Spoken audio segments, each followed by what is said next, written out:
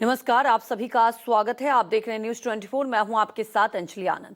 बिहार विधानसभा चुनाव के नतीजों ने देश की राजनीति में कई सारे समीकरण बदल दिए। बिहार में असदुद्दीन ओवैसी की पार्टी एआईएमआईएम को महागठबंधन ने धत्कारा और साथ लेने तक से मना कर दिया था। अब उसी एआईएमआईएम ने सीमांचल में 5 सीटें जीतकर न सिर्फ अपना दमखम दिखा दिया, बल्कि यही दम असदुद्दीन ओवैसी की पार्टी अब आने वाले बंगाल चुनाव में दिखाने का प्लान बना रही है। लेकिन ये इतना आसान नहीं दिखाई दे रहा है। देखिए इस पूरी रिपोर्ट में।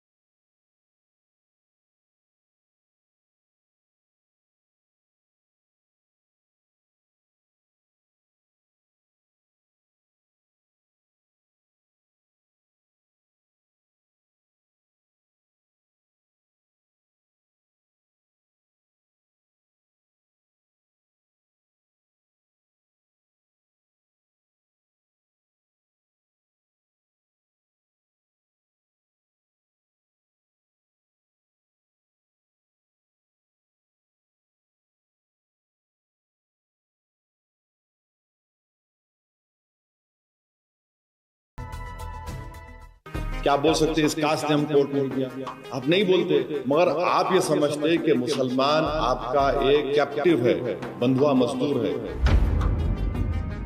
मुस्लिम समाज से अपील कर रहे हैं कि आप वोट डालने वाले मत बनिए, सिटीजन बनिए। वोटर मत बनिए, सिटीजन बनेंगे तो सिटीजन राइट्स आपको मिलेंगे। आज फिर हम कह रहे हैं, अल्लाह ने हमको कामयाबी दी, हम सीमांचल नहीं छोड़ेंगे। हम जहां पे जाते छोड़ते नहीं, वो मेहनत कर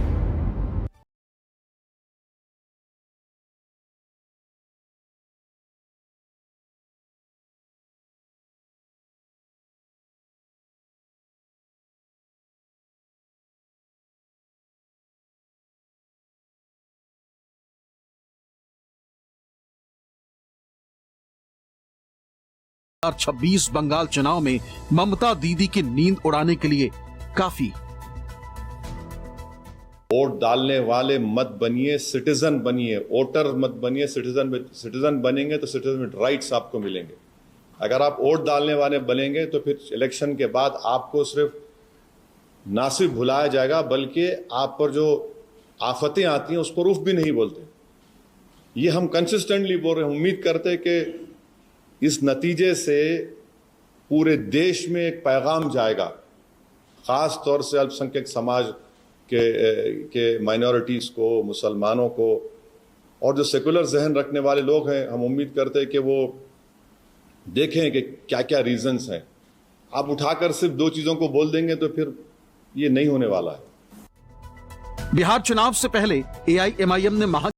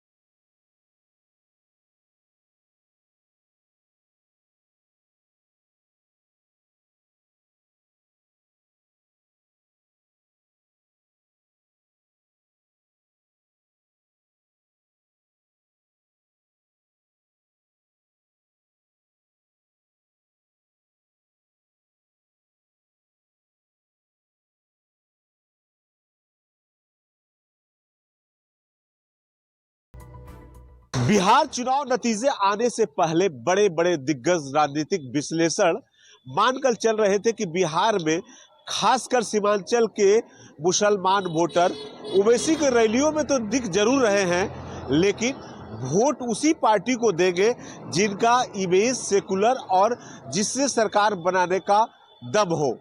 जाहिर है कि बिहार के मुसलमान कांग्रेस और आरजेडी के पक्के वोट थे, लेकिन नतीजा साफ कर दिया कि सीमांचल में मतदाताओं ने बदलाव के लिए वोट किया है।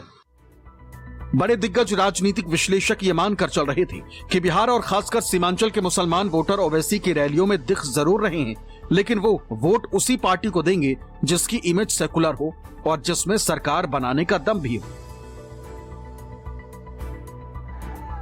जाहिर है बिहार के मुसलमान कांग्रेस और आरजेडी के पक्के वोट थे, लेकिन नतीजों ने साफ कर दिया कि सीमांचल के मतदाताओं ने बदलाव के लिए वोट किया। पहला इलेक्शन हम आ रहे थे, हम बोले सीमांचल नहीं छोड़ेंगे। दूसरा जीते, हम 5 जीते, आप हमारे एमएलएस को तोड़े, हम जीते, हम तोड़े, हमने कहा नहीं छोड़ेंगे सीमांचल को। आज फिर हम कह रहे हैं अल्लाह ने हमको कामयाबी दी, हम सीमांचल नहीं छोड़ेंगे। हम जहां पे जाते छोड़ते नहीं, वो मेहनत करते। बिहार चुनाव का ये गैम्बलर अब बंगाल का सबसे नया सियासी खिलाड़ी, ये बंगाली जंग का नया महारथी है, लेकिन इसके लिए बिहार की तरह बंगाल में जीत की राह इतनी आसान नहीं होने वाली। लेकिन उनका जोश हाई क्यों है, पहले ये समझ लीजिए। ओवैसी और उनकी मजलिस को बंगाल में जीत की उम्मीद है, और ये उम्मीद बेमानी।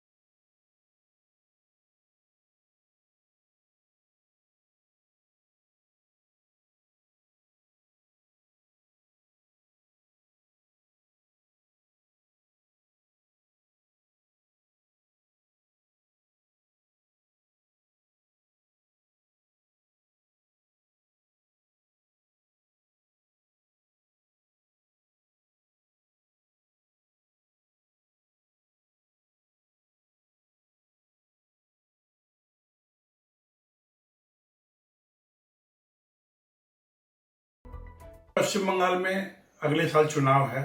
ओवैसी क्या करेंगे? ओवैसी निश्चित रूप से यहाँ पे चुनाव लड़ेंगे और अपने कैंडिडेट उतारेंगे, अधिक से अधिक उतारेंगे, और उनको इस बात का तो विश्वास हो ही गया है कि मुस्लिम समुदाय उनको पसंद करता है, उनकी बातों को पसंद करता है। तो वो चुनाव लड़ेंगे, पश्चिम बंगाल में भी लड़ेंगे, और ये एक ममता बनर्जी के लिए चुनौती होगी, क्योंकि ममता बनर्जी के जो वोट बैंक है वो मैक्सिमम मुस्लिम है। तो इसका खामियाजा निश्चित रूप से ममता बनर्जी को भुगतना होगा।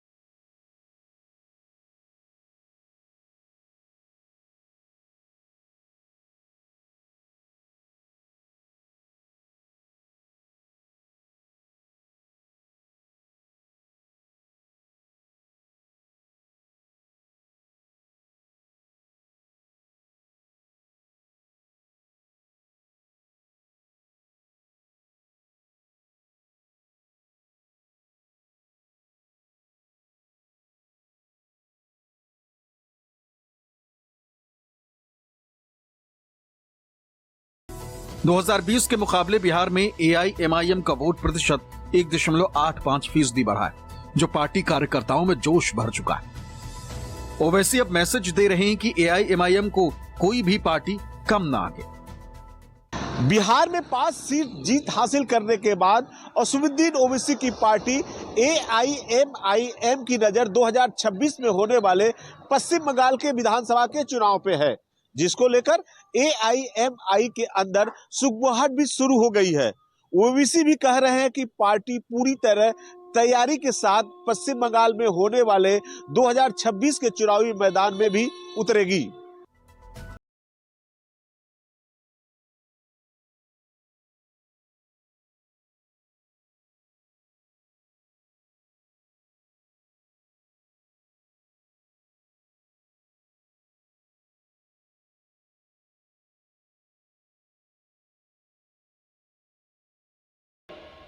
সেই পার্টিটা আবার এখানে কয়েক টাকা জোগাড় করে বিজেপি টাকা দেয় আর বিজেপির টাকায় ওরা এটা করে যায়। দেখেছেন আপনারা, বিহারের ইলেকশনে প্রমাণিত হয়ে গেছে, অন্যান্য ইলেকশনে প্রমাণিত হয়েছে। হিন্দুদের কাছে গিয়ে বলবে ওদের খুব হিন্দু, মুসলিমদের বলবে ওই নেতাগুলোকে, সব মুসলিমরা নয়। इससे पहले भी जब बिहार चुनाव के बाद 2021 में ओवैसी और ममता आमने सामने हुए थे, तब भी एक दूसरे पर खूब सियासी हमले किए थे, क्योंकि ये तय है कि बंगाल में मुसलमानों का वोट बटा तो बीजेपी की राह आसान हो जाएगी। यही वजह है कि ममता ओवैसी पर बीजेपी से पैसे लेने का आरोप भी लगा चुकी है। থেকে একটা বিজেপির গাই এসছে এবং ওইটা টাকা নিয়েছে বিজেপির থেকে। बंगाल के मुसलमानों के बीच जाकर ओवैसी हिंदुत्व का डर दिखा रहे, साथ ही मुसलमानों का वोट लेने वाली पार्टियों का खुला विरोध कर रहे। Dear friends, my relatives, mothers and sisters, for 70 years you voted for the Congress, for the Left Front, and for 10 years you voted for the TMC. And these three parties, after taking your votes, promised to stop Hindutva. They promised to develop you. They promised justice. But I tell you that the Dalits of Bengal, and especially the Muslim minority, received neither justice nor development. Neither could they stop the culture of Hindutva or its political dominance in Bengal. अब बंगाल में ओवैसी का Bihar formula hit होगा या flop, ये तो वक्त बताएगा। लेकिन अगर ओवैसी, पीरजादा और दूसरी पार्टियों की वजह से मुस्लिम वोट में बंटवारा हुआ तो तय मानिए कि टीएमसी का खेला बिगड़ जाएगा। और इस बार ममता के लिए बंगाल में चुनाव पहले जितना आसान नहीं रहेगा। Bureau report, news 24। वहीं टीएमसी सांसद कल्याण बनर्जी ने एसआईआर को सही ठहराने वाले राज्यपाल सीवी आनंद बोस के बयान पर भी पलटवार किया। कल्याण बनर्जी ने आरोप लगाया है कि राजभवन बीजेपी के अपराधियों का अड्डा बन गया है। देखिए इस पूरी रिपोर्ट में।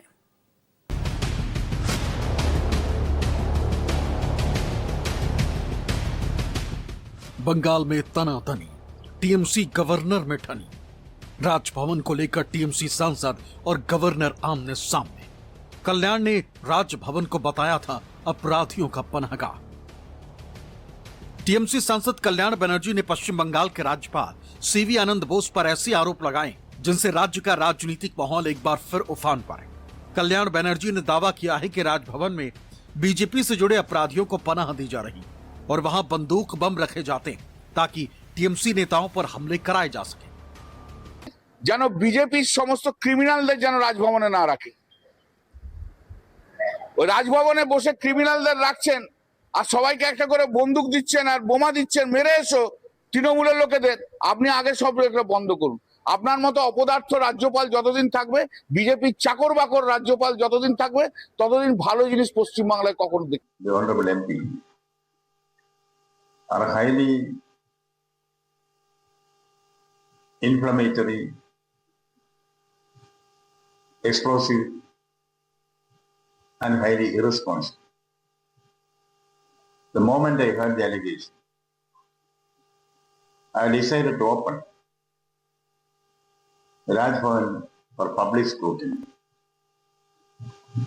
Today from 5 a.m. onwards, civil society representatives and the media have been visiting Raj Bhavan to see whether there is any stock of arms and ammunition here, as falsely alleged by the Honorable MP. Kalyan Banerjee के इन आरोपों पर पश्चिम बंगाल के राजभवन ने भी तीखी प्रतिक्रिया दी। राजभवन से एक आधिकारिक बयान जारी करते हुए कहा गया कि राजभवन को टीएमसी सांसद कल्याण बनर्जी, सिविल सोसाइटी, पत्रकारों और लगभग 100 लोगों के लिए सुबह 5 बजे से खुला रखा जाए, ताकि वो खुद आकर देख सके कि क्या वाकई यहाँ हथियारों का भंडार रखा गया है। राजभवन में ये भी कहा गया है कि अगर आरोप झूठे निकले तो कल्याण बनर्जी को बिना शर्त माफी मांगनी चाहिए और उन्हें कानूनी कार्रवाई का सामना भी करना पड़ सकता है। हमारे साथ में पश्चिम बंगाल के राज्यपाल सीवी आनंद बोस हैं और सर से जानते हैं कि जिस तरह से श्री रामपुर के सांसद कल्याण बनर्जी ने आरोप लगाया था कि पश्चिम बंगाल के राजभवन में जो बीजेपी के यहाँ जो नेता आते हैं उनको हथियार दिया जाता है, यानी आर्म्स दिया जाता है। 2026 के विधानसभा चुनाव के पहले पश्चिम बंगाल में जितनी हिंसा हो रही है, यानी टीएमसी के जो कैडरों की हत्या हो रही है, कहीं ना कहीं बीजेपी के जो लोग हैं यहाँ से आर्म्स असलहे ले जाते हैं और हत्या करते हैं।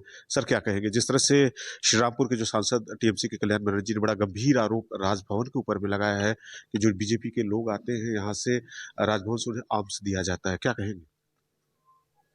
ऑनरेबल एमपी ने जो आरोप दिया है वो गंभीर है, मलीशियस है, बेसलेस है। इसके बारे में इंक्वायरी करने के बाद सच साबित करना मेरा उत्तरदायित्व है। इसलिए मैंने एक joint inspection, joint search order किया। इस जॉइंट सर्च में बंगाल का पुलिस है और सीआरपीएफ भी है। जॉइंट स्निपर डॉग से बॉम्ब स्क्वाड है। उसके बाद सच साबित करने के बाद जो possibilities are there under the law, legal action will be taken. Raj Bhavan अब इन आरोपों को लेकर लोकसभा सचिवालय से कार्रवाई की मांग भी कर सकता है, क्योंकि गंभीर आरोपों के बाद बंगाल के राज्यपाल डॉक्टर सीवी आनंद बोस के निर्देश पर सोमवार को पूरे राजभवन और उसके परिसर में संयुक्त तलाशी अभियान चलाया गया, जिसमें मीडिया को भी शामिल किया गया। देखिए कि हम मौजूद हैं उसी राजभवन में जहां पे राज्यपाल रहते हैं, सीवी आनंद बोस रहते हैं, और बाकायदा देखें कि यहाँ पे अब सारे राजभवन का चेकिंग किया जा रहा है। बम स्क्वाड की टीम पूरी जगहों पे चेकिंग कर रही है। यहाँ पे जो बम निरोधक दस्तावेज है उसका मौजूदगी है। डॉग स्क्वाड की पूरी तरह से टीम यहाँ पे मौजूद है। सेंट्रल फोर्स यानी सीआरपीएफ के जो जवान हैं बाकायदा पूरे राजभवन का चेकिंग कर रहे हैं। यानी जहाँ पे देखे सीवी आनंद बोस रहते हैं और जिस जगह पे देखे सीवी आनंद बोस बैठकर प्रेस कॉन्फ्रेंस करते हैं, बाकायदा हम उस जगह पे पहुंच चुके हैं। नीचे से यानी ग्राउंड फ्लोर से लगातार चेकिंग किया गया। जो ऑफिस से सारे स्टाफ को पहले ही छुट्टी दे दिया गया, लोगों को यहां से खाली करा दिया गया। यानी जो सांसद ने जिस तरह से टीएमसी के कल्याण बनर्जी ने आरोप लगाया था उसको देखते हुए राज्यपाल जो दौरे पे थे बाकायदा कोलकाता वापस आए और राजभवन में आके देखे पूरे राजभवन की यानी चेकिंग किया जा रहा है। हर जगह पे यहाँ पे जो डॉग स्क्वाड की टीम है सभी जगहों पे जा रही है। राज्यपाल इस बात का संदेश देना चाहते हैं कि यानी 2026 के विधानसभा चुनाव के पहले जिस तरह से आरोप राज्यपाल पे लगाया जा रहा है, ये कोई पहला मामला नहीं है। राजभवन में मुख्यमंत्री ममता बनर्जी और राज्यपाल से हमेशा यहाँ पे, जब इसके पहले कह सकते हैं कि जब सीवी आनंद बोस आए थे और यहाँ पे जगदीप धनखड़ जब राज्यपाल थे, तब से ही तकरार देखा जाता है। और ऐसे इस बार फिर से पहली बार ऐसा हुआ है कि जो राजभवन का राज्यपाल के द्वारा पूरी चेकिंग कराया जाए। यानी राज्यपाल कार्यालय ने यह भी कहा कि राजभवन की सुरक्षा कोलकाता पुलिस के हाथ में, इसलिए आरोपों की विश्वसनीयता पर बड़ा सवाल खड़ा होता है। इसी बीच सुरक्षा में बदलाव की खबरें भी सामने आई। राजभवन में कुछ जगहों पर कोलकाता पुलिस की जगह सीआरपीएफ को तैनात किया जा रहा है। इस पूरे विवाद पर बीजेपी भी मैदान में आ गई। पार्टी ने टीएमसी सांसद के दावों को राजनीतिक ड्रामा करार दिया। He is a established drunkard, a registered drunkard. Knows it everybody. Honorable Governor, His Excellency is holding very prestigious post. Governor should be bridge between central government and state government. And Supreme Court has repeatedly said that the governor should not act as an agent of the central government. He is acting not only the agent of the central government, but he is acting the agent of the Bharatiya Janata Party. If you attack us politically, you must have courage to receive the attack on politically.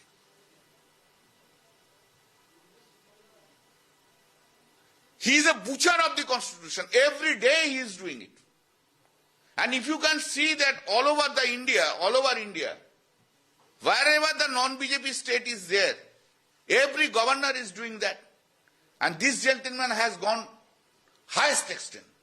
Every day he will be accusing state government. राजनीतिक आरोप प्रत्यारोप के बीच अब सबकी निगाहें कल्याण बनर्जी की तरफ से पेश किए जाने वाले सबूतों पर है। अगर वो अपने दावे सिद्ध नहीं कर पाए तो मामला कानूनी मोड़ ले सकता है। कोलकाता से मनोज पांडे का साथ ब्यूरो